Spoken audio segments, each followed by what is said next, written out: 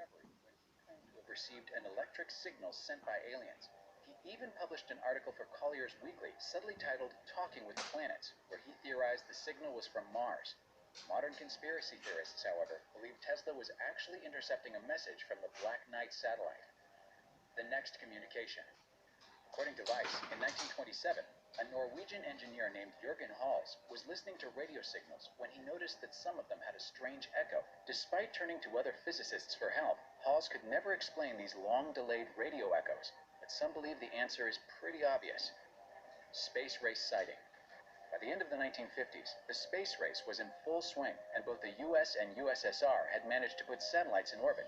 But according to Skeptoid, on February 11, 1960, a radar used by the US Navy picked up the presence of a strange, dark, tumbling object that didn't belong to either country.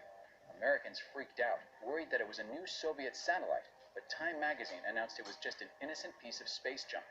However, thanks to declassified documents, we now know that it was a cover-up, as it was actually an American spy satellite doing reconnaissance on Russia. But is that just another layer to the deeper cover-up of the Black Knight satellite? The lost tape. Even the French managed to get in on the conspiracy action. In 1961, a scientist named Jacques Vallée made a startling discovery. There was a bright, unidentified object in retrograde, meaning it was moving in the opposite direction of Earth's rotation. The technology to put satellites in retrograde is available to humanity now, but didn't exist at the time. When Vallée showed a recording of his findings, though, his superior confiscated the tape and erased the footage. Nobody knows why, but some people believe it's because the lost tape showed proof of the existence of the Black Knight satellite. Or maybe...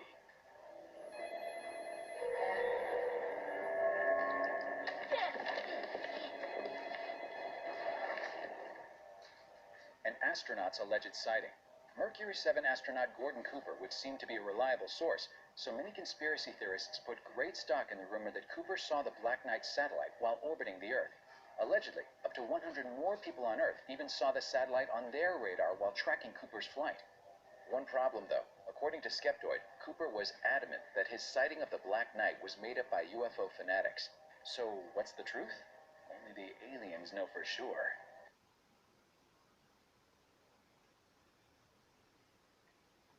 The people of Epsilon Boötis. In the 1970s, science fiction author Duncan Lennon took those radio echoes Jürgen Hals discovered in the 1920s and mapped them against constellations. He concluded that the signals were from the star Epsilon Boötis and claimed the decoded message said this: "Our home is Epsilon Boötis, which is a double star. We live on the sixth planet of 7. Check that, the sixth of 7, counting outwards from the sun, which is the larger of the two stars. Our sixth planet has 1 moon. Our fourth planet has 3.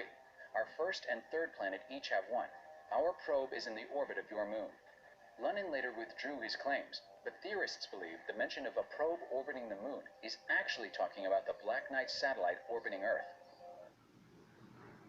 Recent sightings.